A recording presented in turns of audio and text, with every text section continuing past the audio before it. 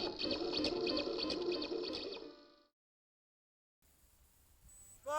four, three, two, one.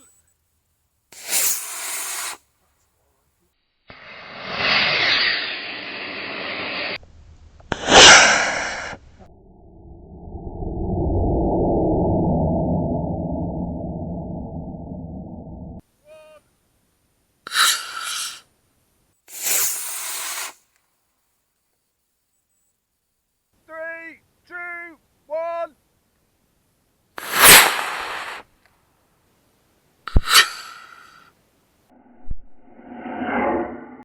Hello and welcome to my very messy desk. Hopefully you've just seen a video montage of the prototype for this HEXA rocket in its first multitude of test flights.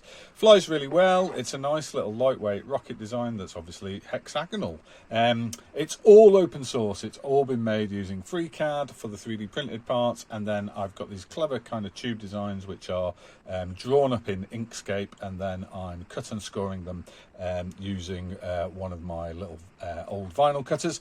But you could absolutely make this without a vinyl cutter if you're pretty good with a pair of scissors and a craft knife to make the tubes, and obviously if you have access to a 3D printer. As I say, it's all open source, so you could build this completely from scratch. If you wanted to support me, lovely people, you could buy a kit from my Tindy store, and the kits should be available. A small amount of stock should be available by the time this video goes up. And if you're 3D printing them yourselves, you can print it all out of PLA, to be honest, but for the kits I've gone a bit more kind of pro. So we've got all the black parts on here, like the 3 fins, the rail lug, and the nose cone are PLA, and then all the internal, the centering ring that's internal, the motor mount ring, and then the little hexagonal coupler section for the payload section is they've been done in this kind of nice Prusament PET G. The reason for that is PET G's got a slightly higher melt temperature, so with repeated multiple flights you're exposing these parts to the ejection hot gases, so they should stand up a little bit better. Having said that, the prototype has flown multiple times, and it's all PLA, and I haven't got any warpage or anything at all to write home about. In fact, it's been a pretty rugged rocket. Unpainted, I wouldn't like to land one in a puddle particularly, but they've had some pretty tough landings into bracken and gorse, and one of them hit a stone at one point. And so, they've been pretty good overall. What else can I tell you? Oh, on the repo there's a massive document about 13 pages long with all kind of build instructions for if you're buying a kit, but there's also stuff in there about if you're 3D printing and cut and scoring them from hand. The cut and score stuff is like really accurate if you use the if you use a vinyl cutter, of course, but it is completely possible to kind of make this with a bit of careful printing, cutting, and some light scoring. But yeah, this has worked really well as a technique. So just a quick blast through what you get in a kit. It's got to come in a massive box because I've got to be able to fit that big main body tube piece of card in it. So sadly that's dictated that it's quite a large box. If you buy multiple kits, I will put them all in the same box to obviously save a bit of postage and packing. But yeah, this is a single kit, so you get the bits of cards that make up the tubes of the rocket. Then everybody gets a sticker, because who doesn't want a branded sticker? And then there's a bag full of the 3D printed parts, including the fins with some little bits that you're going to have to kind of tidy up. That's the way I can make them cheap, is not do all the kind of tidying up of parts for you.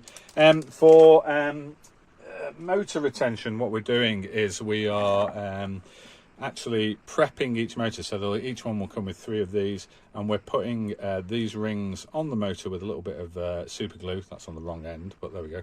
And then we can insert them into there, and we can use a little bit of tape around this section and covering up over there to retain the motor. It's pretty commonly used in model rocketry as a technique. Check out the documentation, because it has loads of information about if you were building up one of my kits, but also, as I say, it's got loads of tips and tricks for if you're making one from scratch using your own kind of 3D printer, vinyl cutter, or your kind of crafting scissors and craft knife techniques.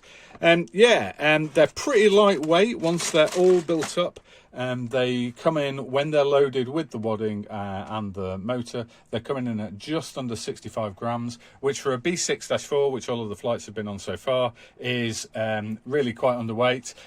They have a max lift-off weight of 113 grams, so you've got plenty of weight to spare. If you want to put something in, a payload, a little altimeter, your kid's favourite minifig or whatever, you know, you've got plenty of kind of weight to do that. Also, if you wanted to paint them and finish them, obviously these are 3D printed parts. You can fly them absolutely as they are, but the nose cones would probably value a bit of a polish up, and of course you could go to town on kind of whatever you use for like filling and painting and all that kind of stuff.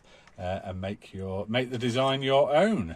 So yeah, really hope to see people making these and flying them, whether they buy a kit off me or not. And lol, edit, yes, it's me again. I completely forgot to mention in the kit, I'm doing a parachute kit as well within the kit, which has a plastic pre-cut canopy that's like a 30cm hexagonal canopy. I've got some nice, these are vinyl cut little reinforcement rings. Using the vinyl cutter and quite a tough vinyl, they're so much better than those little paper rings you can get from stationers that people use for small parachutes. And then the shroud lines, there's 3 pre-cut shroud lines, and they're cut from a nice 6-pound breaking strain, like braided a nylon line, which is really nice. And then we're using a 3mm shock cord. And there's also a part that allows you to sort of glue in there's a snazzy kind of vinyl cut bit of card that you can cut and fold that acts as like the retainer plate for the recovery system. So yeah, forgot to add that in. So yes, once again, thank you very much for watching. Ta-ta.